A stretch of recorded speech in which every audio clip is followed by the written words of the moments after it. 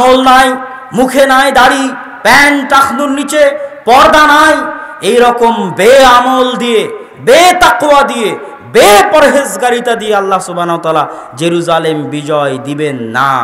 আল্লাহ সুবহানাহু ওয়া তাআলা ওই রকমই নেতা পাঠাবেন, ওই রকমই দায়িত্বশীল পাঠাবেন, ওই রকমই পরহেজগার কওম তৈরি করবেন, ওই রকমই তাকওয়াবান জাতি তৈরি করবেন, যাদের হাতে তিনি বিজয় দিবেন। যদি নাই হয় কোনোদিন, তাহলে ঈসা আলাইহিস সালামের সাথে, ইমাম মাহদির সাথে যারা তাকওয়া, পরহেজগারিতা, আল্লাহ ভীতি, আল্লাহ ভরসা নিয়ে সামনে আগাবে, তাদের হাতে আল্লাহ সুবহানাহু ওয়া তাআলা বিজয় দিবে।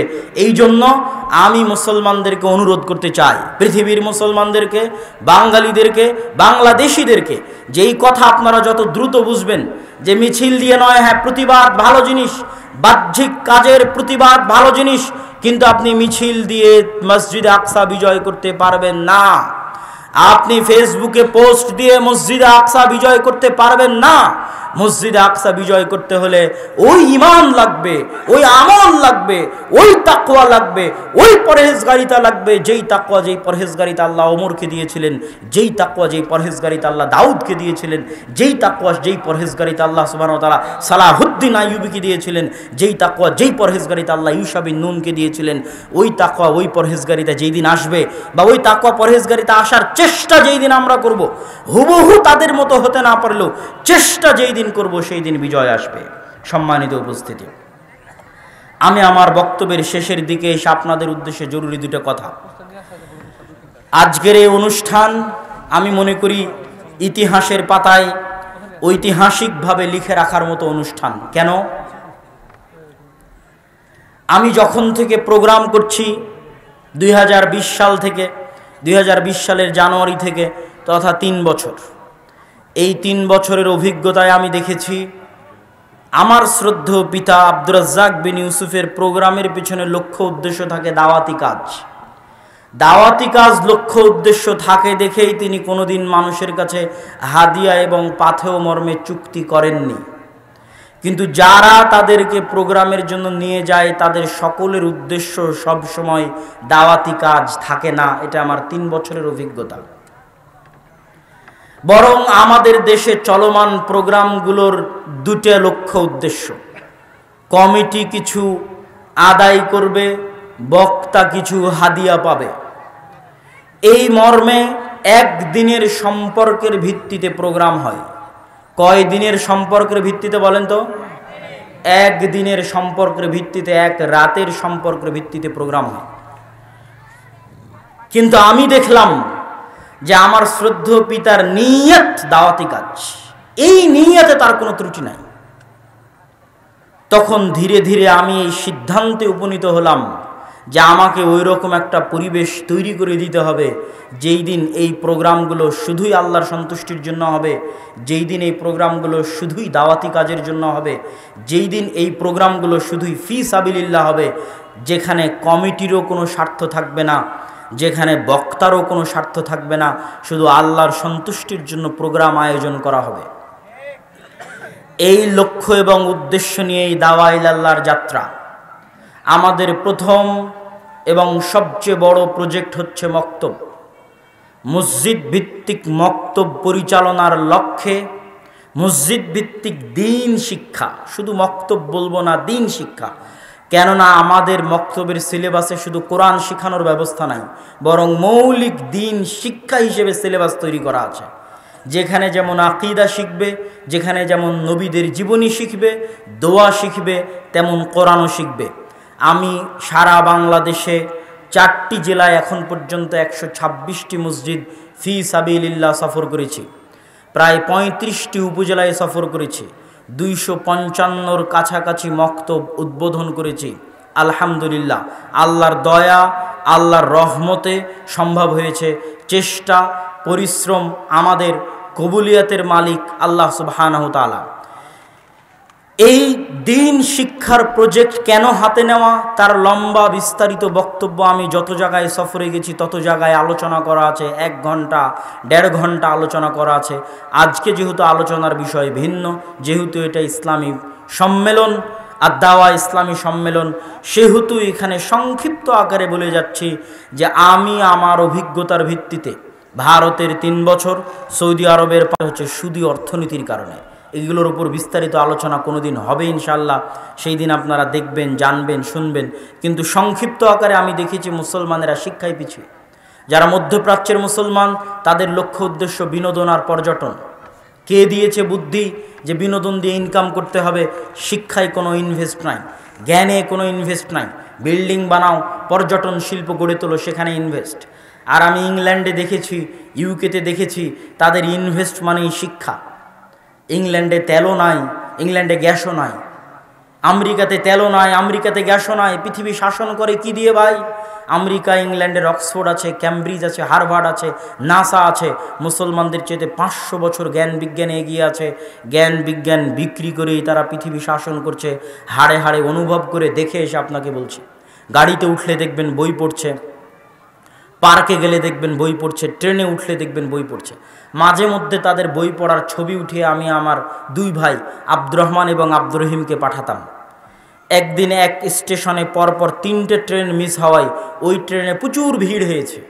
ভিড়ের মধ্যে 2 বগির মাঝে যে ফাঁকা জায়গা থাকে, ওই ফাঁকা জায়গায় ভিড়ের মধ্যে দাঁড়িয়ে থেকে 2 জন যুবক বই পড়তেছে। ওটারও ছবি তুলে আমি আব্দুর রহমান আর আব্দুর রহিমকে পাঠিয়েছিলাম যে দেখো এরা কি দিয়ে পৃথিবী শাসন করে। এদের অন্তরে ঈমান নাই, এদের গায়ে কাপড় নাই, কিন্তু তারা বই পড়তে অভ্যস্ত। এই শিক্ষা, এই জ্ঞান দিয়েই তারা পৃথিবী শাসন করছে।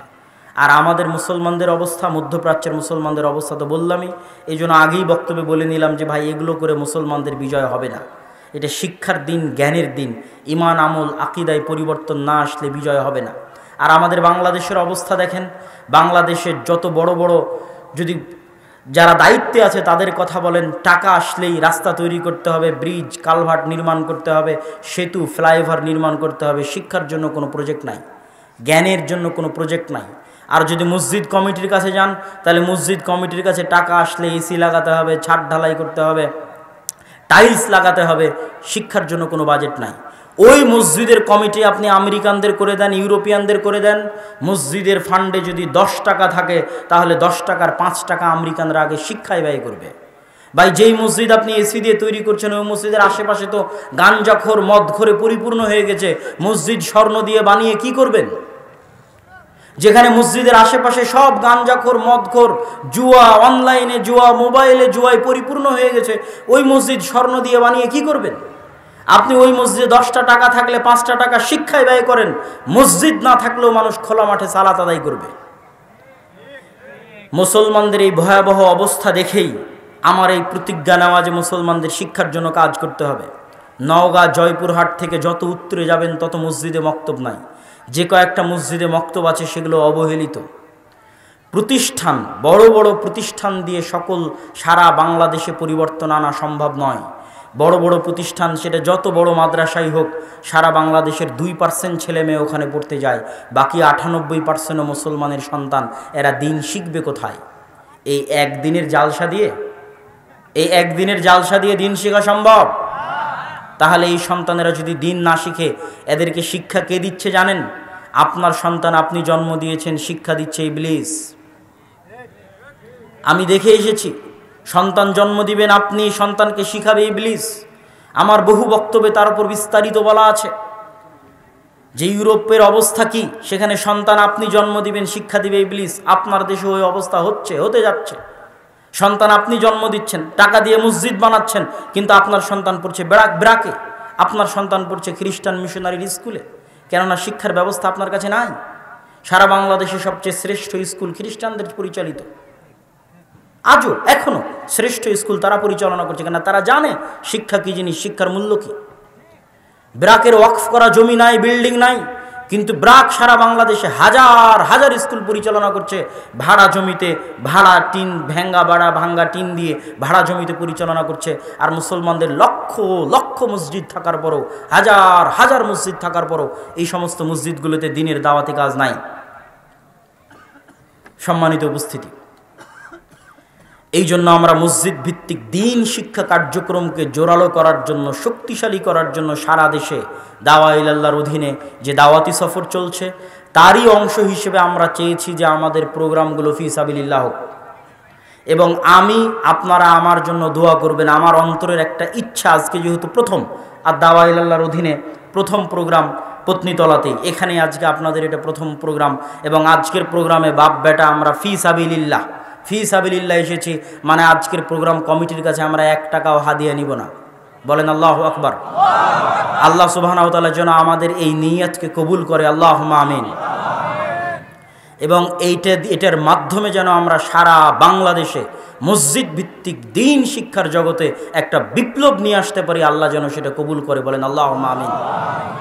আপনারা আমার জন্য দোয়া করবেন। আমার অন্তরের সুপ্ত ইচ্ছা হচ্ছে যে অন্তত সর্বোচ্চ লক্ষ্য সেটা মনের মধ্যে আছে, কিন্তু অন্তত আল্লাহ সুবহানাহু ওয়া তাআলা যেন আমাকে ওই পর্যন্ত ক্ষমতা দেয় যেই দিন আমি আমার জীবদ্দশায় এবং আমার শ্রদ্ধেয় পিতা আব্দুর রাজ্জাক বিন ইউসুফের জীবদ্দশায় এমন পরিবেশ তৈরি করে দিতে পারবো যে তিনি হাজারো লক্ষ মানুষের সামনে এসে আজ থেকে 10-15 বছর আগে যেমন নির্ভয়ে নিঃসংকোচে বলিষ্ঠ কণ্ঠে শিরক এবং বেদাতের বিরুদ্ধে দাঁত ভাঙ্গা আওয়াজে বক্তব্য দিয়েছেন, কোনো ভয় এবং ডর এবং সংকোচ ছাড়া, আল্লাহ সুবহানাহু ওয়া তাআলা যেন দাওয়া ইলাল্লাহর মাধ্যমে মসজিদ ভিত্তিক দ্বীন শিক্ষার মাধ্যমে তার জীবদ্দশাতেই আমাকে ওই রকম পরিবেশ ফিরিয়ে আনার তৌফিক দেন, যেই দিন আবারও তিনি হাজারো লক্ষ মানুষের সামনে দাঁড়িয়ে নিঃসংকোচে নির্ভয়ে বলিষ্ঠ কণ্ঠে শিরক এবং বেদাতের বিরুদ্ধে ওইভাবেই বক্তব্য দিবেন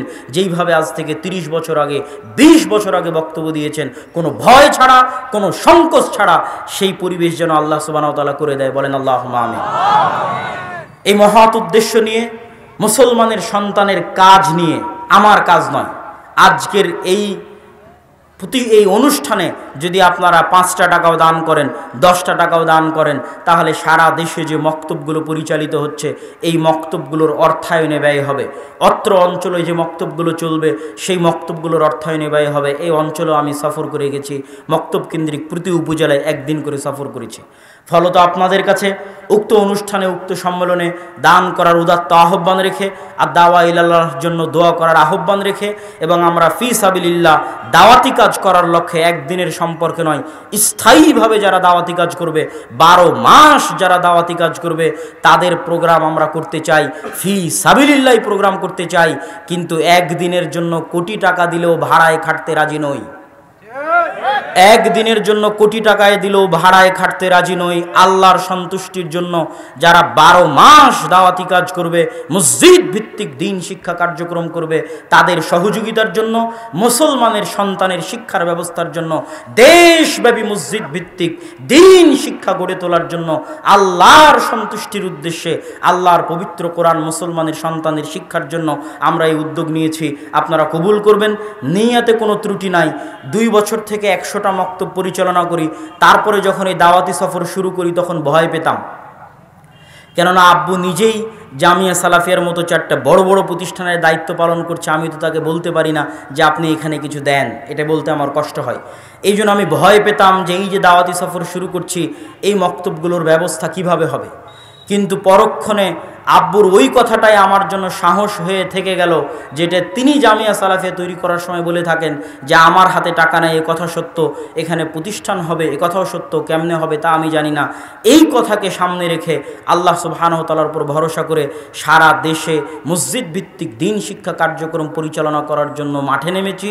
কেমনে এগুলো পরিচালিত হবে, কিভাবে পরিচালিত হবে, কার অর্থায়নে পরিচালিত হবে তা আমি জানি না, তবে এতটুকু বিশ্বাস করি যে এটা হবেই হবে এবং আল্লাহ সুবহানাহু ওয়া তাআলা এটাতে সহযোগিতা করবে।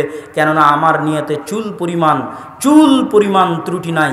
মুসলমানদের দুঃখ কষ্ট দেখেই, ইংল্যান্ড এবং ইউরোপে মুসলমানদের দুঃখ কষ্ট দেখেই, লিবিয়া থেকে যে সমস্ত নৌকা ছেড়ে যায়, বাতাসে ফুলানো নৌকা, যেই নৌকাগুলোতে সব মুসলমান থাকে 200-300, একদম রোহিঙ্গাদের মতো, শুধু ইউরোপে একটু আশ্রয় নেওয়ার জন্য এই সমস্ত মুসলমানেরা ইউরোপে গিয়ে হয় ট্যাক্সি ড্রাইভার হয়, নাহলে হোম কেয়ারের জব করে, না হলে কোনো দোকানদার হয়। এরা সামাজিকভাবে বড় কোনো দায়িত্ব পালন করতে পারে না। মুসলমানদের এই নিম্ন অসহায় অবস্থা দেখেই মুসলমানদের শিক্ষায় ব্যাপক পরিবর্তন লাগবে, রুট লেভেল থেকে পরিবর্তন লাগবে। আর মসজিদগুলো থেকে মক্তব উঠে যাচ্ছে, দিন শিক্ষা অন্যরা নিয়ে চলে যাচ্ছে, মুসলমানের সন্তানের শিক্ষা অন্যরা নিয়ে চলে যাচ্ছে। এই কষ্ট থেকেই আল্লাহর সন্তুষ্টির উদ্দেশ্যে আমরা এই উদ্যোগে মাঠে নেমেছি। আল্লাহ সুবহানাহু ওয়া তাআলা যেন এটিকে কবুল করে, আল্লাহুম্মা আমিন। এই দাবি, এই দোয়া আপনাদের কাছে রেখে আপনাদের জন্য একটি বিশেষ অনুরোধ, যে যারা আপনারা আদ-দাওয়া ইলাল্লাহর এই মক্তবগুলোতে মাসিক অথবা বাৎসরিক, যে প্রতি মাসে আমি একটি মক্তব পরিচালনা করতে চাই এই মর্মে, অথবা বাৎসরিক যারা সহযোগিতা করতে চান, তারা আমাদের মক্তবের জন্য যে স্টল আছে সেখানে আমাদের দায়ী স্টলটা কোথায়?